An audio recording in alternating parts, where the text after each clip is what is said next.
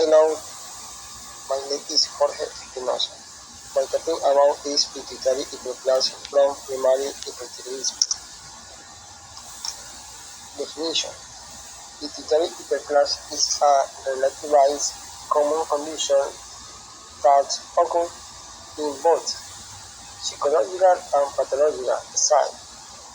Pregnancy is the most common condition associated with psychological pituitary enlargement associated primarily with lactotropic hyperplasia.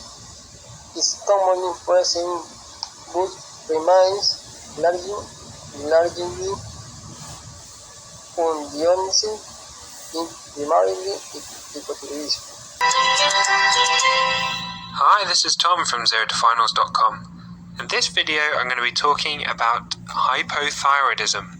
You can find written notes on this topic at ZeroToFinals.com/hypothyroidism or in the endocrinology section of the Zero to Finals medicine book. Let's jump straight in. Hypothyroidism is the term used to describe inadequate output of thyroid hormones by the thyroid gland. There's a few different causes. The most common cause of hypothyroidism in the developed world is Hashimoto's thyroiditis, and this is caused by autoimmune inflammation of the thyroid gland, so the body's immune system attacking the thyroid gland.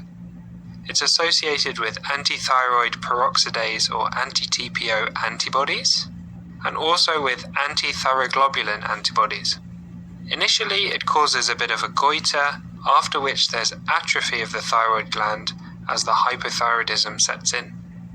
Iodine deficiency is the most common cause of hypothyroidism in the developing world, and this is because iodine is essential for the production of thyroid hormones. Iodine is added to foods like table salt to prevent iodine deficiency and to prevent hypothyroidism.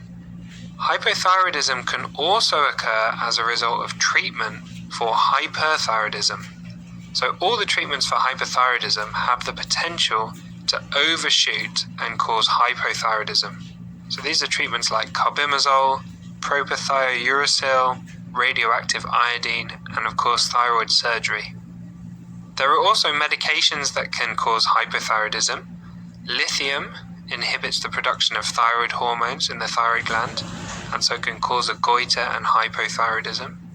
Amiodarone interferes with the thyroid hormone production and metabolism, and usually it causes a hypothyroidism, but it can also cause a thyrotoxicosis. There's also secondary causes of hypothyroidism, or central causes, and this is where the pituitary gland is failing to produce enough TSH. And this is often associated with a lack of other pituitary hormones as well, such as ACTH. And this is called hypopituitarism, and it has quite a few different causes. And these causes can be tumors of the pituitary gland, infections in that area, vascular pathology, such as something called Sheehan syndrome, where you get pituitary necrosis after massive blood loss during childbirth, and radiation therapy to the pituitary gland. So how do patients with hypothyroidism present? Well, they can present with weight gain, fatigue, dry skin, coarse hair and hair loss. They can have fluid retention, so they can develop edema or pleural effusions or ascites.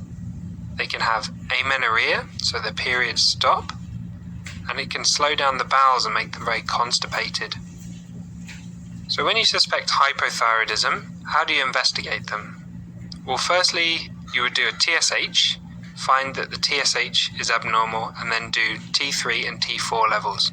In primary hypothyroidism, this is caused by a thyroid gland insufficiency. So the thyroid hormones like T3 and T4 will be low, and the TSH level will be high because there's no negative feedback to the pituitary gland. So the pituitary produces lots of TSH to try and get the thyroid working again. In secondary hypothyroidism, it's caused by pituitary pathology, and that results in a low production of TSH. So TSH will be low and the thyroid hormones will be low. Application in medicine.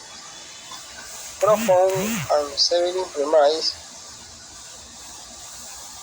hypothyroidism was first recognized from the autopsy of a creatine pituitary enlargement secondary to primary hypothyroidism was first reported by Nielsen in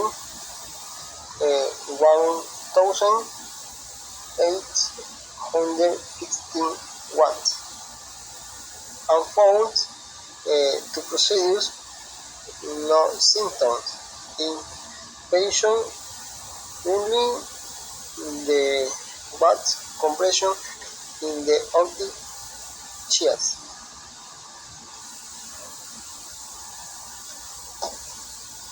Ross is dialysis resolving with thyroid hormone replacement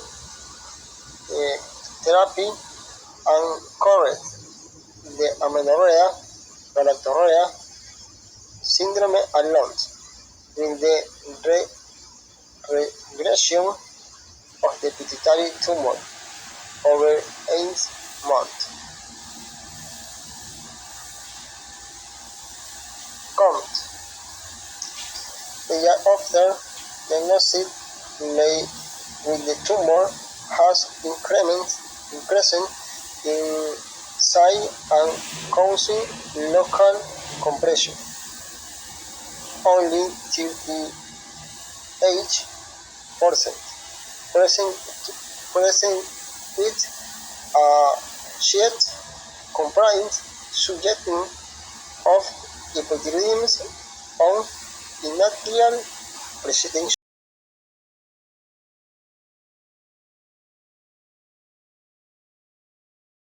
Hello, in this video we're going to talk about the hypothalamic pituitary thyroid axis. The hypothalamic pituitary thyroid axis plays the major role in regulating thyroid hormone homeostasis in the body. The thyroid hormones are very important in fetal development and metabolism. Important structures are the hypothalamus, the pituitary gland, specifically the anterior pituitary gland, and the thyroid gland. The thyroid gland is located at the base of the neck and wraps around the trachea, just below the cricoid cartilage. Here is a zoomed-in structure of the hypothalamus and the pituitary gland. The hypothalamic pituitary thyroid axis is under the control of neurons located in the median region of the PVN that synthesize and release thyrotropin-releasing hormone, TRH, into the pituitary portal circulation. TRH, which is a tripeptide, stimulates the release of TSH, thyroid stimulating hormone, from the anterior pituitary, which in turn travels towards the thyroid gland to stimulate the synthesis and the release of thyroid hormones. Again, thyrotropin releasing hormone, TRH, stimulates the synthesis and secretion of thyroid stimulating hormone, TSH, which acts at the thyroid to stimulate all steps of thyroid hormone biosynthesis and secretion by binding onto thyroid stimulating hormone receptors. The thyroid hormones are triiodothyronine T3 and thyroxine T4. These thyroid hormones control the secretion of TRH and TSH by negative feedback to maintain the physiological levels of the main hormones of the hypothalamic pituitary thyroid axis. Reduction of circulating thyroid hormones T3 and T4 levels due to primary thyroid failure results in increased TRH and TSH. Presidential.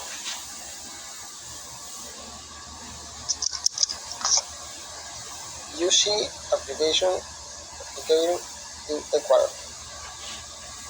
The concept of pituitary hyperplasia and primary hypothyroidism has not been clearly identified, but recent literature suggests that it might be more common than previously accepted. Ecuador has a high prevalence of hypothyroidism.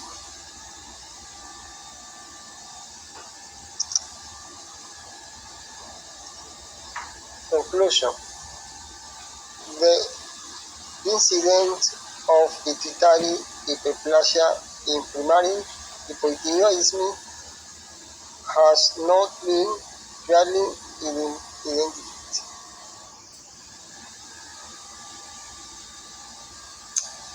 But